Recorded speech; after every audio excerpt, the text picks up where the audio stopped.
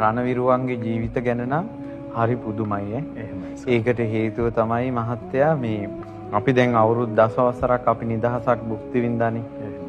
ඊළඟට ලක්ෂ ගණන් දහස් ගණන් පිරිවරාගෙන ධර්මයේ දේශනා කළා, පින් දහම් කළා, කුසල් දහම් කළා. බයත ඇති ගෙනුන්නේ නැතුව සැරිසරුවා.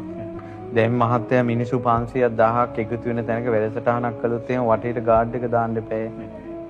එතකොට මේවා නැතුව නිදහසේ අපිට කුසල් දහම් හැසිරෙන්න, පින් දහම් කරන්න පරිසරයේ හැදුවේ රටදැය වෙනුවෙන් දිවිපුදුපු රණවිරුවෝ. මම නම් හිතන්නේ මේ පින් බලෙන් මේ මිනිස්සු නරක තැනකට යයි කියලා. රටදැය ආගම අවංකවම පහන් සිතින්.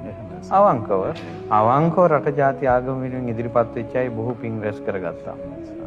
ඔවුන්ගේ අතින් සිද්ධ වෙච්ච ප්‍රාණඝාත තියෙන ප්‍රාණඝාතේ පිනක් නෙවෙයි පවා. ද්වේෂේ පිනක් නෙවෙයි පවා. නමුත් රට ජාති ආගම වෙනුවෙන් කටයුතු කරපු එක පිනක්. ඒ වනාහි බලවත් පිනක්. ඒ එක පළවෙනි තැනට එන්නේ.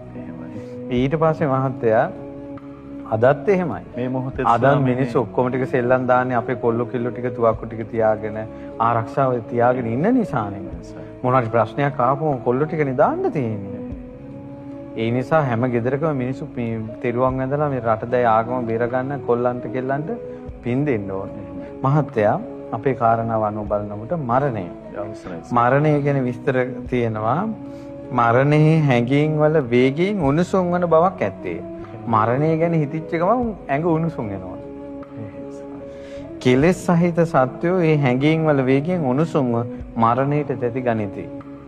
බය වෙති. මහරජාණෙනි, නිරිසත්වයන් එයින් නිදහස් වන්නට කැමැති වුවත් මරණය ඉදිරියේ තැති ගන්නවා බය වෙනවා කියන්නේ. ඒතෝ මරණය කියන සිතවිල්ල බය කරවනවා.